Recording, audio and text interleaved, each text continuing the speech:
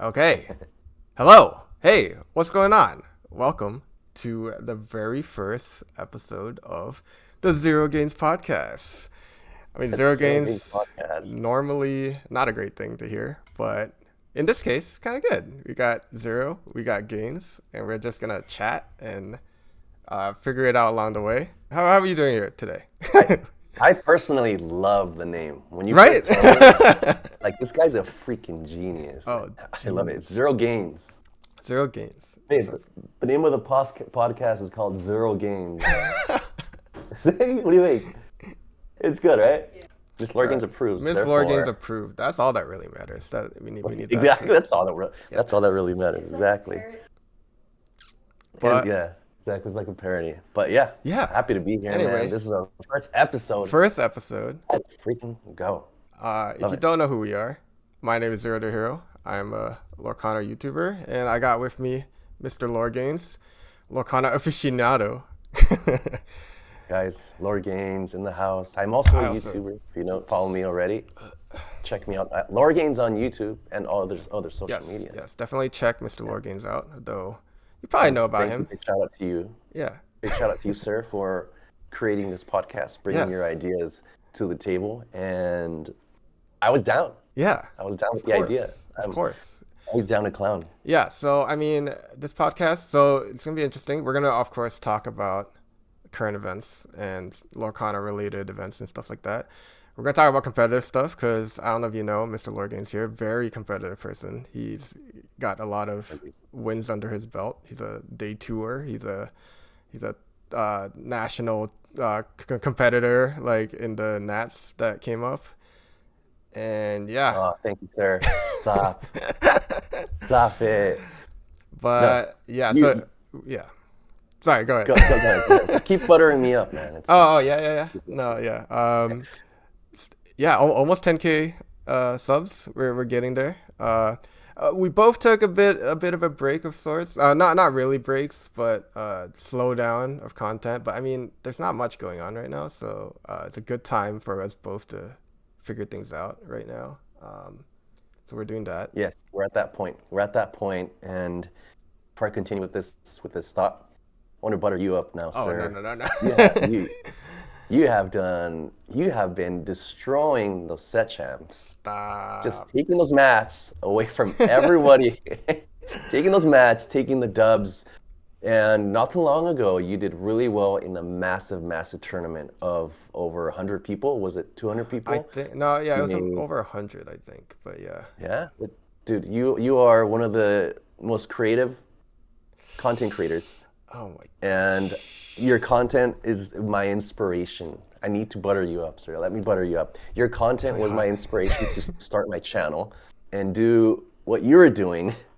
So big shout out to you, man. I appreciate you. And you're also a good friend. Oh, man. We met once at a DLC. We met at Nats. That was fun. And you stayed at Casa Games, so we all stayed in the same Airbnb, and that was such a cool experience. That was a fun time. Well, you didn't stay there, but you swung by. You swung by.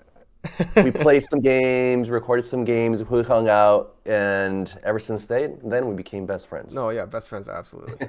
my best ZeroGainz, friend let's go. Into a podcaster thing, and yeah, it's gonna work out. It's gonna be awesome. But yeah, no, that was all suffice to say that we know something about the competitive scene, so we can probably talk about a little bit about it. We got some weight behind our words, and I think I keep hitting my mic, so sorry you guys keep hearing that. But yeah, and then we're gonna have some topics, and we're gonna try and stay on course for those topics, but it's probably gonna be moot. We're gonna randomly chat about other random things, and that's gonna be fine. And then you guys are just gonna come along for that ride. So, anyway, Mr. LoreGainz, first thing we want to talk about is Worlds. All right, so we're starting kind of late, so we're gonna probably cover some topics from that's maybe old news by now, but. It's also a good time, I thought, to start a podcast because we have so many things to talk about in the world of Lorcana. But yeah, just, I feel like not a lot of people had our personal weigh-ins on Worlds and what we were thinking about it. But Worlds is closed this year. And that's not what Ravensburger said initially, because initially we were going to have this big celebration of sorts, kind of like Nats that we went to, which was a big event and it was really fun. But yeah, this time it's closed. Yeah, I don't know, Mr. LoreGainz, were you planning on attending? What were we thinking about Worlds and the news? So speaking of weight behind their words, Ravensburger, come on, guys. Come on, step it up. Okay. But besides, not hating, Yeah. just, these are just concerns, comments, and thoughts that cross through everyone's minds. Mm-hmm. And Ravensburger has been doing great. Last season was fantastic with the DLCs, with Nats. And now that World's coming out, we were kind of in the dark. Of course, we all felt that. We were in the dark. We were trying to figure out what to do with ourselves. We're thinking about maybe trying a different card game. I wasn't, but people were out there were talking about playing different card games. Absolutely. There were talks of switching over, it's understandable because we love Lorcana, and when there's no response from the big guys, from the big guys up there, Ravensburger, then it just feels better, right? We feel like the middle child, right? Like we just feel a little left out. I was planning on going to Worlds just for the fun of it, just to be there, just for the experience. Even go to World Disney or Disney World, because I've never been. You've never been to Disney World before. I haven't. My gosh. And I was thinking, Miss LoreGainz, let's go to Disney World. Right. Not for Lorcana, just just to treat you. Let's go to Disney World. But she was down, and she was down for it. Yeah. And of course, if we were out there, we're gonna check out Worlds, maybe do some side events if that was a thing. So we're pumped, but unfortunately, it is closed off to the public. It's only available to the competitors, and a lot of people were bummed out. But at least we're gonna get to watch. At least we're gonna get to watch that weekend at home. And unfortunately, my best friend is getting married that weekend. There you go. Not having a stream party. Not having a stream party. Spencer, what are you thinking? Convince your wife to give us that stream party at your wedding. Yeah, how dare they not stream Lorcana at their wedding? That's atrocious. We're gonna be standing at the altar. Is that what it's called? Where the groomsmen stand? I'm a groomsman. Oh, you're a groomsman. Yeah, so I think you're standing on the altar. Yeah. I'm gonna be checking my phone. Have one, because they're kind of turning sideways. When you're standing up, they're kind of turning sideways. Yes. I'm gonna have a headphone on one side so nobody can see it. I'm gonna be listening to the game. And then you'll just have your little stream, like you'll be looking down in your pocket. Yeah, like that. Yeah. Exactly. But yeah, what do you think, man? Like, what went through your mind when you first heard that? I mean, Worlds was not gonna happen for everybody. That's the thing. Like, I feel like after so much silence, so we are being somewhat critical of Ravensburger, but not that we're not like pitchforks, like trying to burn them at the stake or anything. I think it's somewhat reasonable, but definitely I think the problem is, after so long of not hearing anything, I kind of already had accepted it a while ago, where I'm like, I don't think this is going to be a thing, because this was supposed to happen back in March, something like that. It was supposed to happen a while ago. So the fact that they pushed it back was already something that I was like there's a chance that we're not going to get this. But I think, honestly, if you had my honest thoughts, it makes sense why they did what they did. I think they made the right choice, and the reason I think that is I'm referencing back to, we were at Nats and we had a good time, but not everybody did. I think there was a lot of issues that arise. Even so we had the problem with the LCQ, which was our last chance qualifiers to get into Nats and hopefully compete, where some people, it was just the system like bugged out, and some people got knocked out, and they didn't even get a chance to compete. And we know about this because I personally know two of the people that got kicked out in this way. Like, they're from the Chicagoland area. Right. Yeah. One of them is, tell us the story. Right. One of them is Aladdin's Castle. He made a whole video about it. If you really want to hear about it, you should go check out his video. But it was just a system error and stuff like that I think it also made Ravensburger not trust the systems they have in place, because they're overhauling everything. We know about this because they're doing their Ravensburger hub, so they're getting rid of Melee soon. I think not this upcoming set. They're definitely testing it out because I've played in some stores that are using the new hub. It looks really cool, by the way. I don't know if you've seen anything about it, but the new Ravensburger hub actually looks kind of cool. If everything like is up and running and functional, hopefully we get to see. I got to see it in like the behind the scenes kind of way, that what the store owner sees, and the whole hub just looks cool. I hope we get to see it in that way, because I didn't get to try it out yet very much, but it looks good. But yeah, so they're overhauling that, but I think they're also overhauling like the way their tournaments are being run, just from how that was happening. So with all this happening, I can see why they don't want to host something with like a bunch of side events where they originally were planning on doing it.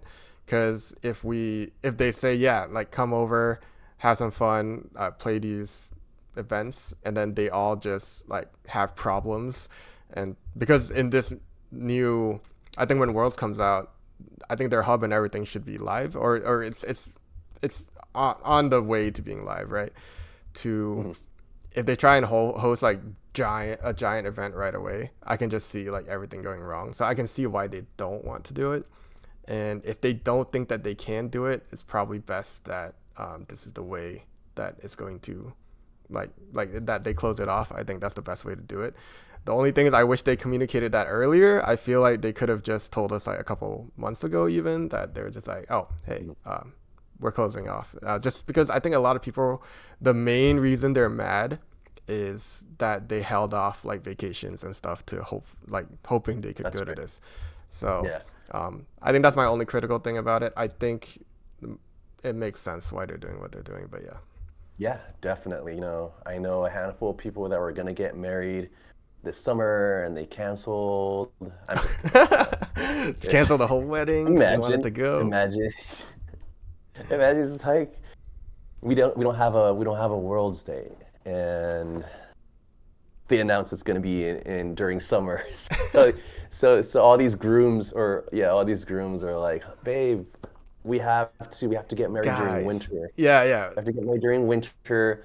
I know we run the risk of rain, but you know what? It's going to be so worth it because we're going to Worlds, baby.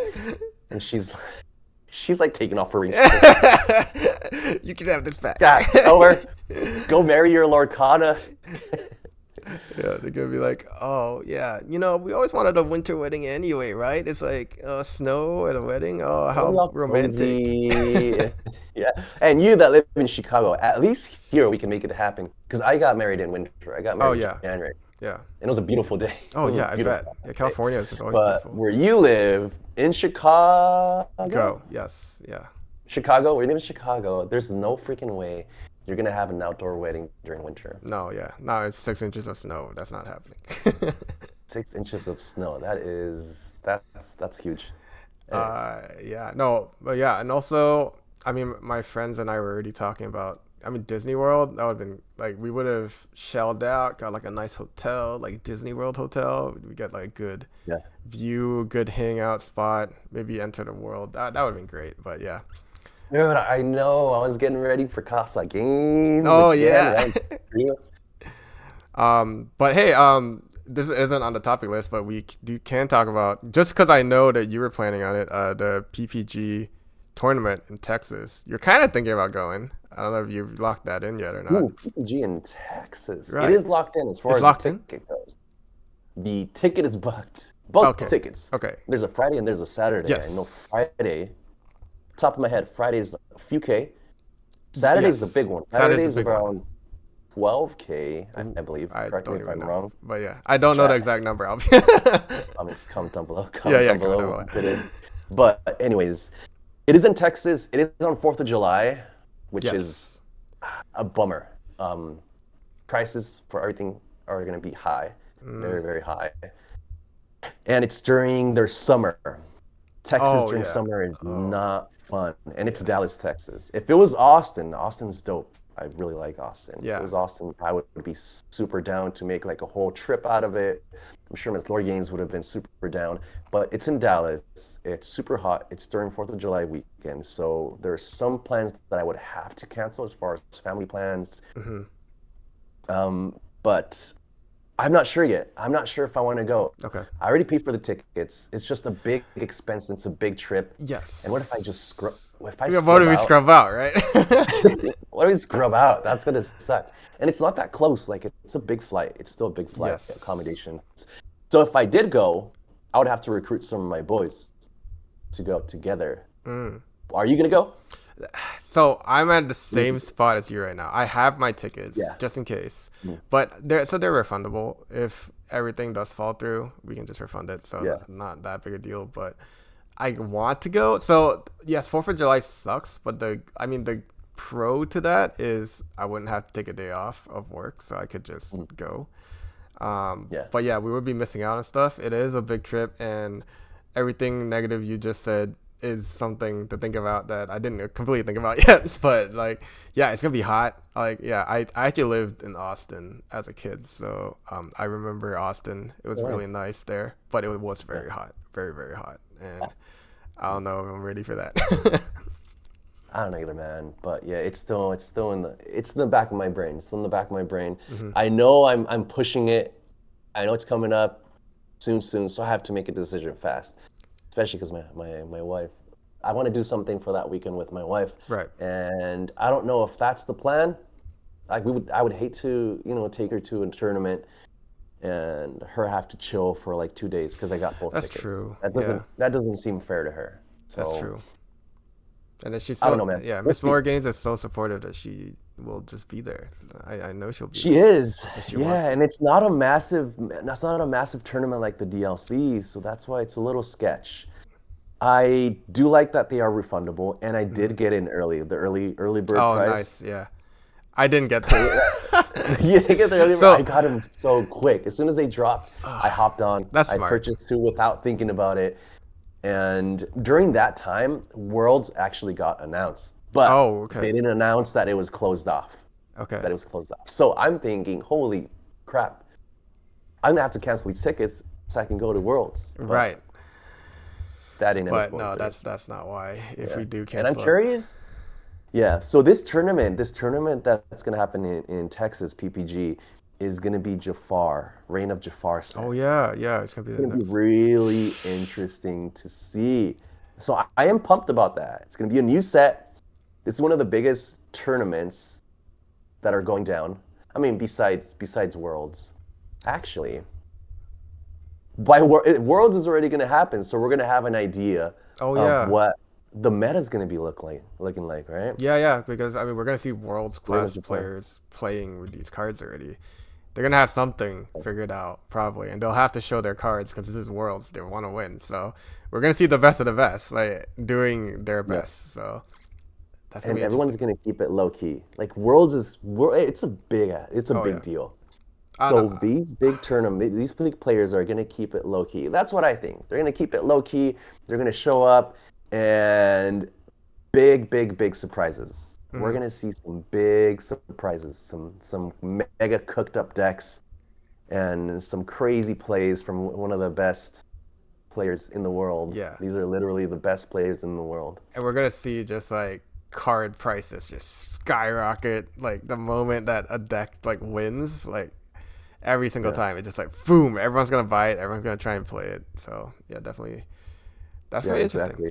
Yeah, I think. For the meta, I think the relevant decks are still going to be relevant. Like they still like the have current full ones. Power. Yes. I think they're still going to be full powered. Red, blue, ruby, amethyst, amber, steel. They're all going to have that same power.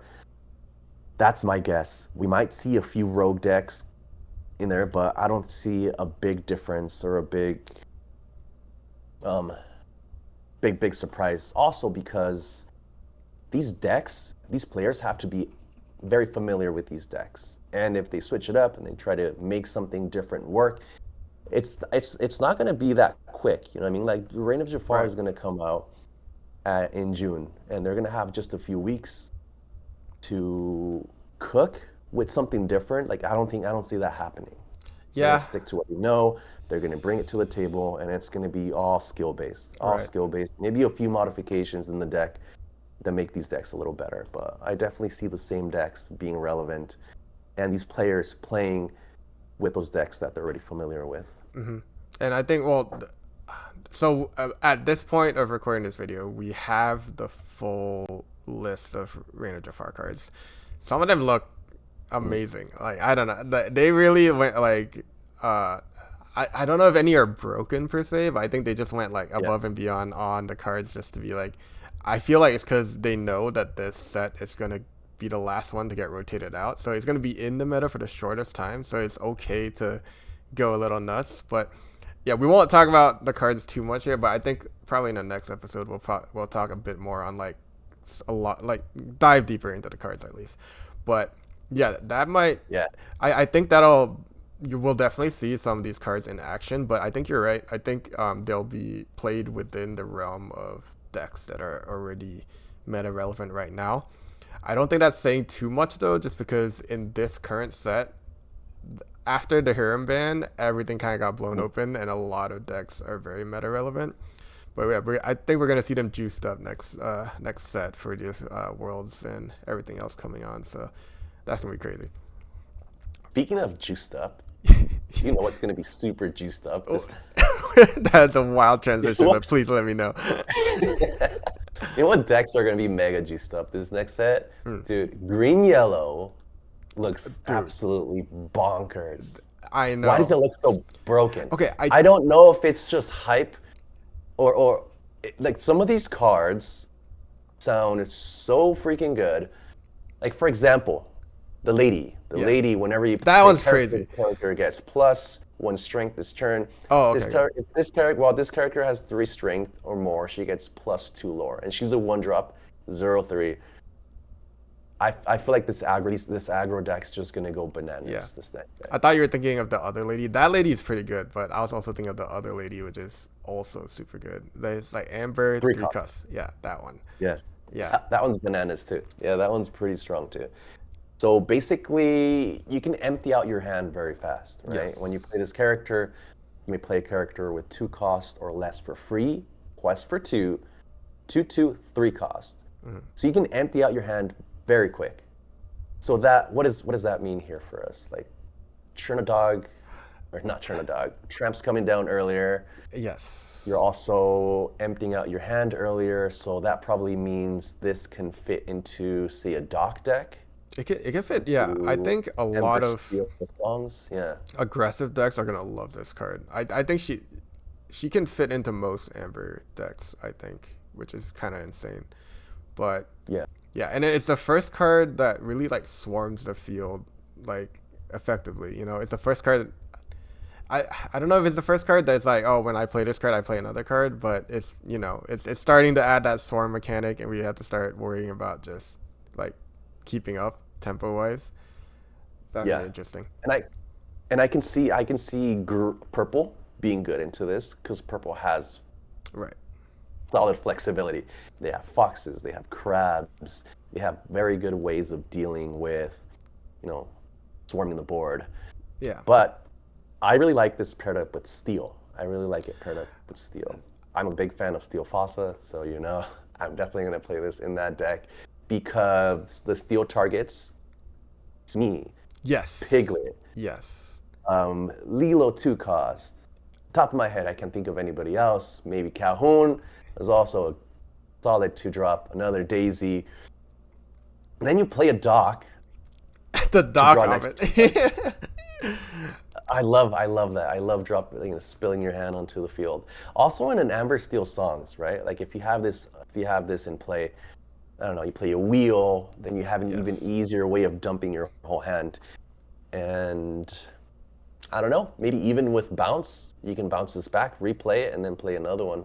Yeah, no, for sure. No, that's definitely the first thing I was thinking. I'm trying to cook several decks like right now. Just like, what's coming up in the next set? But that's one of them. Like, and I agreed with you. Like, Amber Steel is one of the first ones that I was thinking of. So, yeah, it's just the Amber Steel 2-drops are just insane. Like Smee, Doc, like being able to drop that off of that is like, oh, that just feels like so good. Yeah, but yeah, so Trinidox. Okay, my thoughts on the deck. I think it's the most obviously buffed by this set, and it's why everyone's like going insane about it. It just looks good, and they're very obviously meant to be Trinidogs because it's like the green yellow tramp shift. Like, of course, like it's supposed to be a Trinidog buff. So they're definitely getting better. How much better? I'm not too sure. I think they'll definitely be pretty meta relevant, and it's going to be like the decider of like, hey, if your deck is gonna be able to be in the meta, it has to be able to handle a super fast deck like Trinidogs, like just swarming the field like that, right? So, Yeah. yeah, we'll see how So meta relevant it is. Yeah, exactly. So maybe we see if it is meta relevant. Say it is meta relevant. yeah, We might be seeing less red blue, or we might be seeing an evolution of that red blue. Say, bringing the goofy back, or seeing a bit less of that early ramp just to deal with early characters, right? Because if Trinidogs gets a really good start, they can dump their hand and just aggressively, quest out. And as we all know, red blue can be a little slow. Can be a little slow to start. They would have to ramp into their B prep or their big Sisu. But with this mega buff, I don't know, man. We might see it being a very broken deck. Or we might see Amber Steel making a very strong comeback. Right.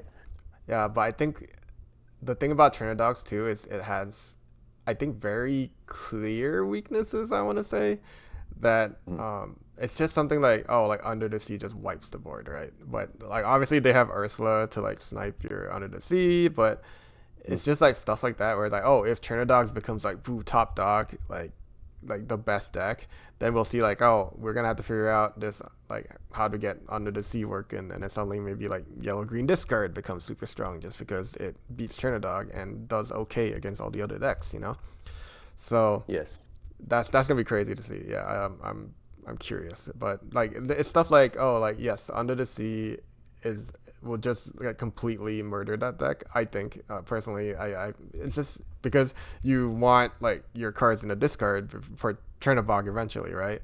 So having it all like sent under your deck just sounds like fatal. But the fact that Trinidogs, the cards that are making it way better now, like the ladies, like the shift tramp, maybe stuff like that, it all still doesn't patch that weakness, I guess. So that's gonna be interesting to me to see how much stronger it's going to get, and then if it does get that strong, will it mean a shift in the meta to like kind of account for that? Yeah, I mean, we adapt. Like that's how it's worked out every time. That's Whenever how we there's do. a very strong deck, we just adapt to whoever the meta is. I'm not a big fan of playing whatever decks are meta. Me neither. I like to go rogue. We like to go rogue. Yeah, right? but look at you. We got Steel Fasa and Blurple right here. Cooking is very, very fun. So Yes. I just hope that my favorite decks don't end up going meta. But then again, we were here first. Yes, exactly. No, like honestly, since you say that now, like I think everyone thought, or not everyone, but I think a lot of people thought like, oh my god, Blurple is meta now. Like everyone was saying tier 1 almost, like tier 1 Blurple deck. Of course Zero's gonna play it and he's gonna go buck wild with it and try and like take over. But I don't know, just everyone play. I don't want to sound like I'm like, oh, I only play it because it's like like niche unique or and it's rogue. unique or something. Yeah. But no, that's not why. But I don't know. It's like so many Blurple players just being there. I was just like, I don't know. I don't really want to play it right now. So I barely played it this set, which is crazy because I played only it like last set basically. It is a big turnoff, right? Last set? I was playing with it quite a bit last set. But Oh, you were? Yes, you were. this set, once it started being relevant, I kind of like pushed away from it. I'm currently on a really, really saucy deck. I love Ruby Amber Mufasa right now. It's one of my favorites. Ruby, yeah. It's been, and I feel like it's one of those underrated decks. Like one of those underrated decks. Just because there aren't a lot of pilots that play this Ruby Amber Mufasa deck, you don't really see it topping too much, but I think it's very underrated. It has a very, very, very high power gap. Like it's very high power ceiling. You can cheat out characters with Gaston, play your 6 costs on turn 4. You can ready stuff with Raya. You have Mufasa hitting way better targets than let's be honest. There's way better targets than there is in Steel Fossa. Yeah, because Steel Fossa runs some songs, but Ruby's characters can deal with characters. Ruby's characters can deal with your opposing characters because they can banish on play, like the Medusa, like the Tremaine, like the Big Dragon, and both Big Dragons, Big Sisu and Maleficent Dragon can also deal with characters. Insane, right? Because they banish on play, which is nice for Mufasa because you want to be playing characters. Exactly. And before, the deck used to struggle with evasives, but now we have Pegasus that's an evasive. We also have that new Moana. Maui's Fish Hook, which is an old card, but it works. It works in the deck, right? So Ruby Amber, I mean, is definitely, it's a deck that not many people are playing right now. I do have, one of my teammates plays it religiously, so shout out to Hans. But I have experience against it just because I play against him. But it definitely comes out kicking, and I think it's getting a lot of buffs this upcoming set. So I don't know, maybe you're gonna want to get those. Look it up now. Yeah, get the Ruby Amber cards ready because I think it's gonna skyrocket next set. It's just they got some really good tools, but little market watch heads up, guys. You Yeah, heard it here that's the opinion. folks. Oh yeah, just you guys wait. I think it's gonna go up. Oh yeah, Ruby Amber, dude. Not a lot of people know how to play against it. It's the surprise element, but once it's overkill, once it's overused, then it loses its surprise element. Right? Yeah, it takes a lot of. That's the thing. If you know how to play against it, it's kind of easy, just because it's very telegraphed, what they're going to be playing. But I mean, they can still get out of control, obviously, like any other deck. But the surprise factor, the thing is, they will punish you hard if you misplay into them. Stuff like exerting a 3-strength thing so that they can run into you and Rapunzel. They will punish that hard, and you'll definitely lose if you're not used to it. You would know about being punished by Rapunzel. Yeah. I wonder why. I guess we'll see soon. Something might have happened recently that I was punished by a Rapunzel. Yeah, which, speaking of, she's gonna get rotated out. Yes. Probably. That is probably. So yeah, that's true. We don't know for sure. Probably. Yes. So we don't know for sure what is gonna be reprinted.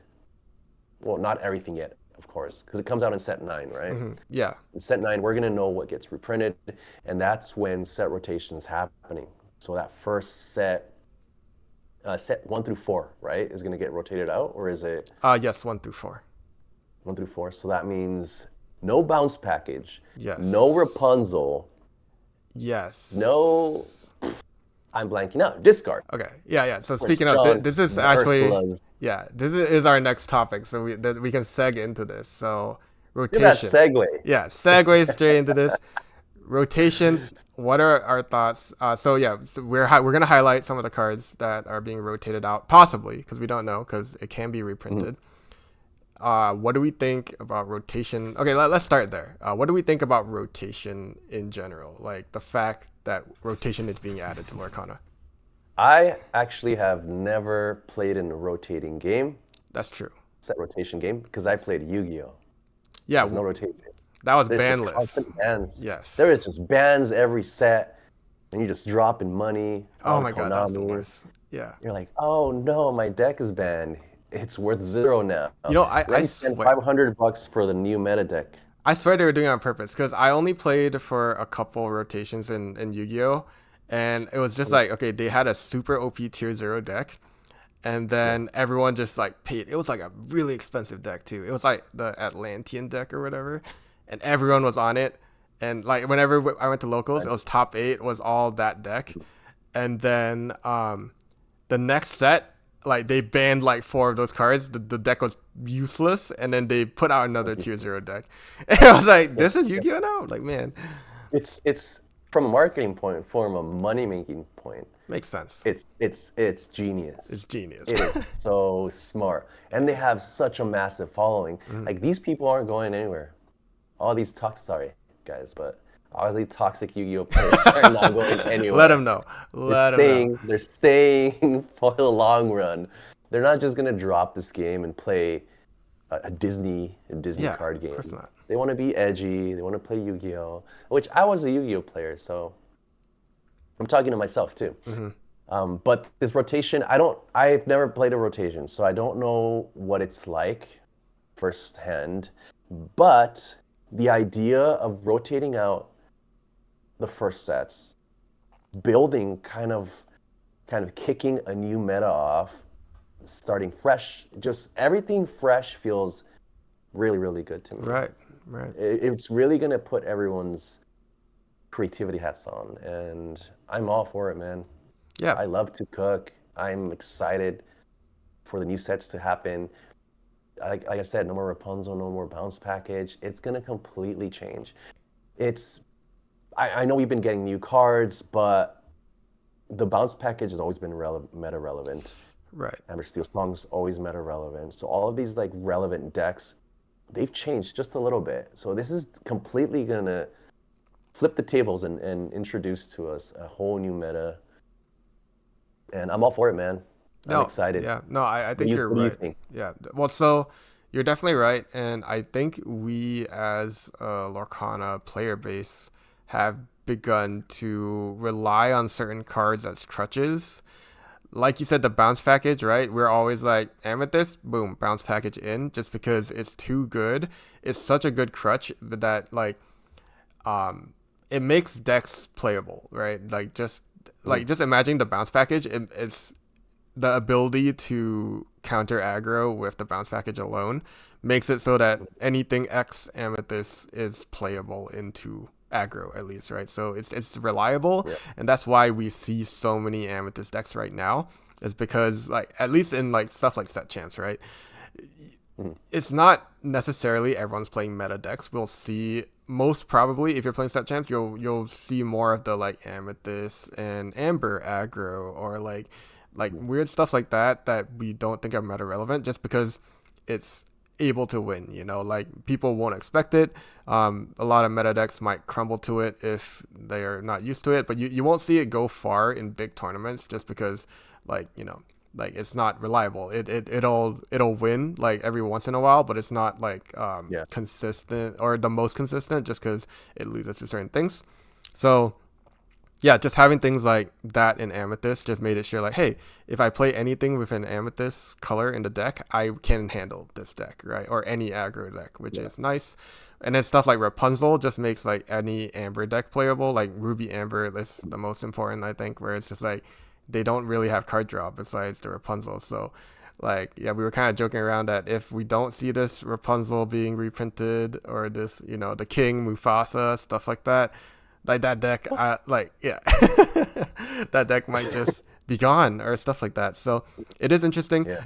Like you said, I think the best part about it is it'll inject creativity, and like people are going to have to start cooking again, because we're so used to these crutches. Rapunzel, bounce package, like B prep, like we're losing Sisus, B preps and Sisus unless they get reprinted. Like we're so used to these being there and just like for the colors, because like if you're running those colors, you're probably running at least one of these things, right? So that'd be crazy. I think B Prep's gonna get reprinted. It's the Nibiru. It's the Nibiru of right. Lorcana. So it's either it's gonna get reprinted, or we're gonna get new forms of board wipe. We have to, because I'm thinking if we lose all forms of board wipe, then suddenly it's just aggro central. Everyone's gonna be like aggro, because they don't have to worry about B prep or Sisu anymore, right? Yeah. So yeah, either something's gonna be reprinted, or I think they're gonna have to make new forms of it. But either way, it's gonna be interesting. Like you said, people are gonna have to cook. People are gonna have to figure things out. And yeah, I think the only real concern, everyone who's really worried about it, I think, are people worried about collectability, which is I think I don't think I have the most experience with rotation in card games, but I've played in like some online card games that have rotating formats, so I haven't experienced this part about it. But I think a lot of people are worried about collectability because like we have enchanters, we have like these high value cards like Rapunzel because they're always meta relevant and strong, but they're gonna like dip in value super hard if they get rotated out, right? I think we already see that a little bit right now in anticipation, and yeah, I guess that's a legit concern, I guess, but I don't know. I'm willing to take that sacrifice for a healthier, I wouldn't say healthier meta, a more interesting meta, I guess, with some. Yeah, see, that's one of the concerns I think people have. That card. I think because of this, yes, she's gonna be reprinted. Okay, that's fair. That's fair. She's a DLC promo, guys. She's a DLC promo. There's no way, and it's Matt. There's no way. There's no way they're gonna be like Rapunzel's out, or she comes back. I mean, if we don't get the reprint, soon, she's gonna come back at some point. That's my thought. That's the other thing. Foreseeable future, or it's just hopium. Hopium, true. But yeah, like there is always a chance because if things get rotated out, they can get rotated back in. So there's always that chance too. I don't know how often that happens, but it's the possibilities there, But yeah, okay. Speaking of, we talked a bit about set 9 because this is when rotation is going to be happening. Set 9, which is the set after Jafar. It's the one after Jafar. Jafar is 8. Yes. Okay. So this new rotation is going to be rotation. This new set is going to be Fabled. We've seen some reveals from it, and several new things happening. So of course rotation's happening, but we also know that we have new rarities that they announced, which is, I think so there's one that's going to be higher than Enchanted, which is Iconic, I believe. Ooh. Yeah, so that one's going to be higher value supposedly. But there's one under it as well. I forgot what it's called. It's Epic. Okay, I was going to say Epic, but I wasn't sure. Epic. So there's going to be Epic, which is like lower for that. I don't know. Did you have any thoughts about that? So Epic is between Enchanted and Legendary. Yes, and it's borderless art. Yeah, Iconic's above. Iconic is above Enchanted. Yes, that's crazy. How expensive are these cards gonna be? Lorcana or Disney already has one of the largest IPs, so one of the biggest fan base, and these cards can be ridiculous in price, right? Like 300, 400. The Enchanted Elsa is at $700, something like that. Yeah. Just imagine an Iconic card. That's gonna be G's, maybe $1,000, maybe $1,000. Yeah, it's gonna depend. It depends on the card. It depends on the card, exactly. Like if it's a very good-looking card that everyone likes, like Elsa, of course, it was like beautiful and like it was just a really good card at the time. But it's just like, I don't know, the Disney like princess buff. She's not a princess, but that kind of buff that like if we get an Iconic like Belle or like Rapunzel or something, I think that'll like be pretty high value. I think them adding different rarities is a very smart move. Yes. Like just because they want to sell product, and we're gonna buy product if the odds, we have a chance of pulling one of these rarities, versus buying it outright. Like people love to crack packs open, and if there's a bigger chase now, then they're gonna be opening even more product, which is it's great for the game, right? It's great for the game. Ravensburger is going to sell more cards, going to sell more product, and they have more money. They have more money to invest in whatever else they have planned for us. And we love to collect cards. So absolutely. If there's some shiny new cards out there, we're going to definitely be suckered into it. Yeah, I will say just the fact that I think really the only chases we had were like really high value legendaries and enchanteds so far. I think that was a little bit crippling just because with that kind of limit, it made it like a lot of people weren't buying product, like you said, but just because they were like, oh, like the chances of hitting enchanted were like too low to justify doing it. But now that we have like something like epic that you could reach like pretty, like hopefully a lot like easier, and there's a much better chance to get it. And then we have a value above that you can chase after that's harder to get, but like valued at like more. I think that'll be good. Yeah. If anything, I think they should have been doing like more of this, like maybe even more recently, just because I'm thinking of things like Pokemon or One Piece, where in their card games, they just have like full art cards that are just pretty to look at, not too hard to get. Yeah. Sometimes they were super cheap just because, they were just full art cards that were nice looking, but they didn't really have any value besides that. That's the cool stuff we need to see more of, I think. Yes, we need more variety, for sure. We need more variety. Keep the game fresh. And I am such a sucker for full art cards. Oh, that's me. Yeah. I love full art stuff. It's just so much better and shiny. And the shine is so much better than the regular foiling, which I will say the last foiling upgrade that we got was really nice. I agree. Something about the I don't know what it is, like maybe the texture.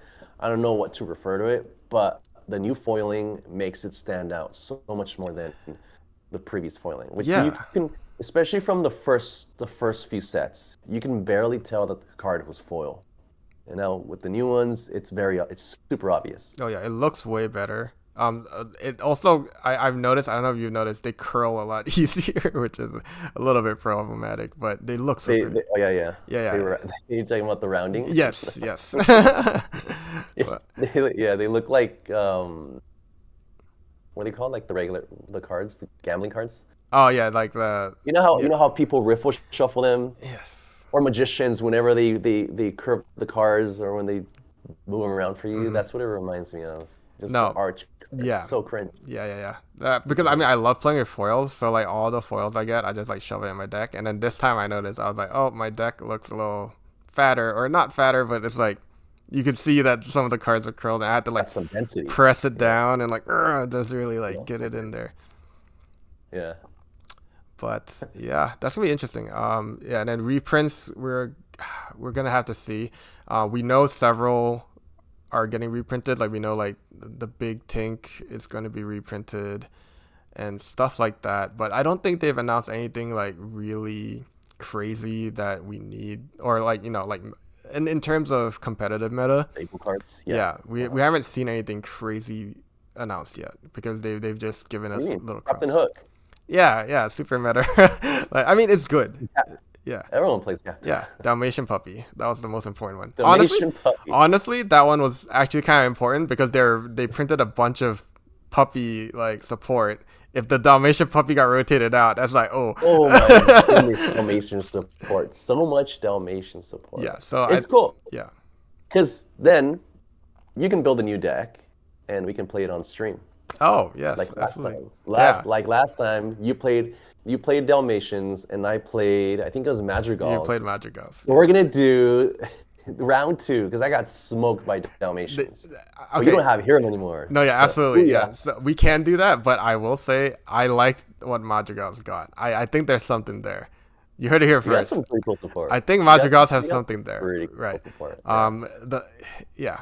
Okay, we won't go too deep into that, but we should definitely do the second tango with those decks and see how that goes. Yes, sir. But let us talk one thing. I was gonna talk about card reveals that we've seen from set 9, but I think more importantly, I want to talk. You got a card reveal for this set coming up. Sure. Yeah.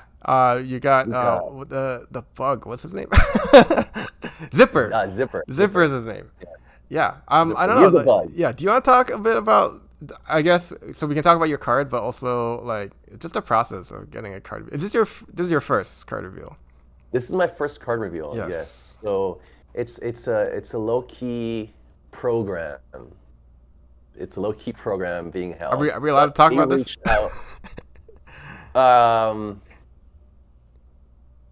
So all you need to know is you won't know if you get a card reveal. Okay.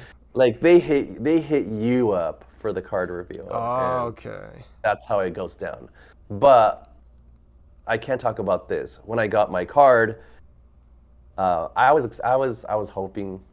I'm super grateful. I'm super grateful, 100%. So grateful that I got card reveal. But I was hoping for something like a Mufasa? Chief Bogo or a Yeah, or you should have gotten the something Chief Fogo, something that Amber big Steel. amber I one. should have gotten the Chief Bogo. Yeah. I got the zipper. I'm like, oh, goodness. How do I hype this up?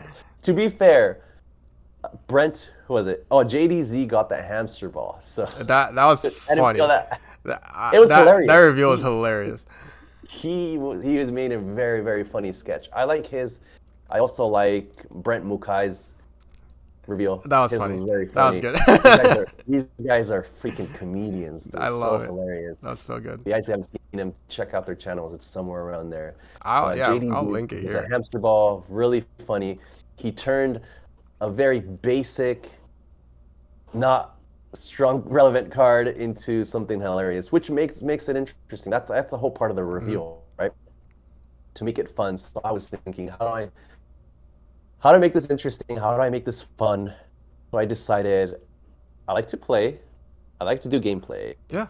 So my reveal is going to be me doing gameplay with the card in a new deck with new cards in it. So my proxy game, I have a pretty solid proxy game. So I ended up proxying the zipper. I ended up proxying the new, what's her name? The Jasmine, the one-cost Jasmine, the two-cost Jasmine that shifts, and also this two-cost character that draws you a card, and he's uninkable. I forgot his name, but if you have an ally in play, you draw a card. So Zipper's an ally. So I concocted this deck with a bunch of allies from the previous set. All I did was add the new cards, switch some stuff out, and my opponent, Silent Knight, he was on the Bogo deck, so he was playing bodyguards. So Yes. I was like, this is gonna be dope. We're gonna give the people something different. It's gonna be gameplay of set 8 way in advance. Yes. I felt a little bad because it was so early, but then again, I said this is just this one of. I'm not gonna start playing with the set until it gets a little closer to the date. But it's just this one of. It's gonna be fun. People are gonna enjoy it, and that's what it's all about: making content that people enjoy. So that was my game plan, and it turned out pretty well. It was a lot of fun. Yeah, it looked fun. Yeah, I did watch some of that, but yeah, that's fun. No, I love the way that people do card reveals. But yeah, it's interesting because I feel like after the content creator reveals, because they came first before the huge giant reveal that Ravensburger normally does. But then I see some of the Ravensburger cards that, I mean, of course they want to save some of them for later, so that there's more hype going on. Also, I'm like, oh, you could some of those cards, like the Chief Ogre. I was like, oh, wait, did they reveal it, or did It was Ravensburger revealed. I think so. But yeah, stuff like that where I'm like, oh, dude, that would be so awesome for a content creator to get. But the legendary, because it helps the content creators, right? It helps the content creators a lot because they get to show a new card. Yes. And of course, this card just enters circulation everywhere. Yes. So it's not like it wouldn't enter circulation or wouldn't get any hype from the community, right? Ravensburger, of course, when they post something, it's on there and it gets posted everywhere else. But if a content creator does it, then this content creator is putting in the work and effort to compile this huge presentation for this card. It gets posted out there, and anyways, still gets hopped into circulation where everybody sees it and posted on all the websites and all the forums and all the discords. So I think it would be even more hype if the content creators got some legendaries or some something cool. Something cool. But yeah, like I said, super grateful. But we have to say that. But don't get me in trouble here. I haven't gotten one yet. You can't talk bad about this it. Is your channel. Yeah, this is your channel. We can't do this. I need one. we can't just start lambasting them here. No. You're like Ravensburger. I don't affiliate with this man. I don't know this guy. This is not endorsed by me. Takes off sweater, just throws it. No, yeah. Obviously, we're not saying anything bad about Ravensburger. We're just saying, yay, it would be cool if we got something cool. But super cool though. Exactly, sir. Exactly. Yeah, absolutely. Grateful. Of course, always grateful. But yeah, no, that'd be nice. But I think we're getting there. We're getting close to it. So I didn't really want to go past an hour for our first podcast. We're getting kind of close to it. But yeah, do you have any closing thoughts before we do our little closing ceremony that we're going to mention in a second here? For our closing ceremony, before our message? Yes.